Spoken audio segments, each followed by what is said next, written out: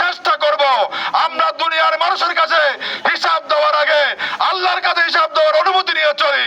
সেই কারণে আমাদের নেতৃবৃন্দ মন্ত্রী ছিল, এমপি ছিল, চেয়ারম্যান ছিল, মেম্বার ছিল, কোথাও দুর্নীতির ন্যূনতম কেউ খুঁজে পায় নাই। তাই আসসালামু আলাইকুম ওয়া রাহমাতুল্লাহ। সম্মানিত নেতৃবৃন্দ, সম্মানিত হাজীগঞ্জ ৫ নং ওয়ার্ডবাসী, পৌরসভার ৫ নং ওয়ার্ডের উদ্যোগে আজকের এই গণসংযোগে উপস্থিত সম্মানিত করে ভাইয়েরা, সম্মানিত ৫ নং ওয়ার্ডবাসী,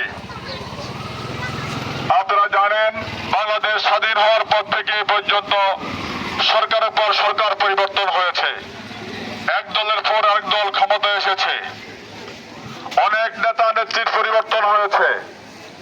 কিন্তু আমরা কি দেখলাম? পাকিস্তানিদের বিরুদ্ধে, বৈষম্যের বিরুদ্ধে, শোষণের বিরুদ্ধে আন্দোলন করে দেশটাকে আমরা স্বাধীন করেছিলাম। আমাদের শহীদ মুক্তিযোদ্ধারা, এদেশের মানুষ অনেক লড়াই করে দেশটা স্বাধীন করেছিল। কিন্তু স্বাধীনতার পর থেকে আপনারা সাক্ষী দিবেন, আমাদের দেশে কি দুর্নীতি বন্ধ হয়েছে? চুরি ডাকাতি বন্ধ হয়েছে? কিছুই বন্ধ হয় নাই। দর্শন বন্ধ হয় নাই, লুটতরাজ বন্ধ হয় নাই, শোষণ বন্ধ হয় নাই, চুরি ডাকাতি বন্ধ হয় নাই। এমনকি মাদকের কারণে আমাদের ভবিষ্যৎ প্রজন্ম আজকে উদ্বিগ্ন। পাশাপাশি আমাদের দেশের যুব সমাজ, শিক্ষিত যুব সমাজ, অশিক্ষিত যুব সমাজ আজকে বেকারত্বের মানবতার জীবনযাপন করছে। এর থেকে উদ্ধারের জন্য মানুষ আজকে বাঁচাও বাঁচাও বলে চিৎকার না দিলেও আজকে আত্মনাদ করছে ঘরে ঘরে। এখান থেকে উদ্ধারের জন্য বাংলাদেশ জামাত ইসলামী দীর্ঘ ৮৫ বছর যাবৎ আল্লাহর আইন এবং সত্যের শাসন কায়েমের স্লোগান দিয়ে যাচ্ছে। আজকে পৌরবাসীকে, ৫ নং ওয়ার্ডবাসীকে আমরা উদ্যোক্ত আহ্বান জানাচ্ছি, আসুন আমরা সকলে মিলে এই জমিনে আল্লাহর আইন কায়েমের জন্য জামাত ইসলামী স্লোগান দিচ্ছে, সত্যের শাসন কায়েমের স্লোগান দিচ্ছে। যদি আল্লাহর আইন কায়েম হয়, সত্যের শাসন কায়েম হয়, ইনসাফ কায়েম হবে, কল্যাণমূলক রাষ্ট্র কায়েম হবে। আমরা আশা করছি বাংলাদেশ জামাত ইসলামের নেতৃবৃন্দ যদি এদেশের শাসন ক্ষমতার দায়িত্ব পায়, আমরা শাসক হব না, আমরা সেবক হব।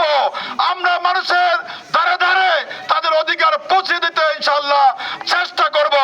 আমরা দুনিয়ার মানুষের কাছে হিসাব দেওয়ার আগে আল্লাহর কাছে হিসাব দেওয়ার অনুমতি নিয়ে চলি।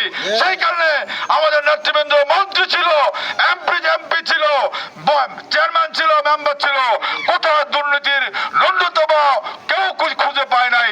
তাই আজকে আসুন, আজকে দলমত নির্বিশেষে বাংলাদেশ জামাত ইসলামীর প্রার্থী যারা যেখানে হবে তাদেরকে বিজয় করার জন্য, বাংলাদেশ জামাত ইসলামীকে পাশ করার জন্য, জাতীয় সংসদে পাশ করার জন্য আপনাদেরকে উদাত্ত আহ্বান জানাচ্ছি। আমরা জুলুমের শিকার হয়েছি, আমরা অনেক কষ্ট পেয়েছি, সবকিছুকে আমরা ধৈর্য ধারণ করেছি একটা কারণে, সেটা হচ্ছে জমিনে আল্লাহর আইন কায়েমের জন্য। ভাইয়ার আমার, তাই আজকে হিন্দু ভাইরাও আছেন, অমুসলিম ভাইরাও আছেন, সকলের মধ্যে আমাদের আহ্বান হচ্ছে জামাত ইসলামীর এই সৎ নেতারা যদি ইনশাআল্লাহ জাতীয় সংসদে দিতে পারে, বিভিন্ন প্রেক্ষাপটে ওয়ার্ডে কাউন্সিলর থেকে শুরু করে মেয়র, উপজেলায় সর্বস্তরে তারা প্রতিষ্ঠিত হতে পারে, ইনশাআল্লাহ আপনাদের অধিকার নিয়ে কেউ সিনেমিকে খেলতে পারবে না। ইনশাআল্লাহ আপনাদের উদাত্ত আহ্বান জানাচ্ছি এবং আমি হৃদয়ের সমস্ত আবেগকে উজাড় করে অনুরোধ করব, আপনারা আপনাদের হৃদয় আমাদের একটু স্থান করে নেন, আমাদেরকে একটু স্থান দেন, দয়া করে মেহরবানি করে দেশটাকে আর ধ্বংস হতে দিয়েন না। জামাত ইসলামী আজকে সে আহ্বানে জানাচ্ছে। সকলকে ধন্যবাদ জানিয়ে আগামী দিনে ভূমিকা রাখবেন এই আহ্বান জানিয়ে আমি আমার কথা শেষ করছি। আমার তৌফিক ইল্লা বিল্লাহ। আসসালামু আলাইকুম ওয়া রাহমাতুল্লাহ।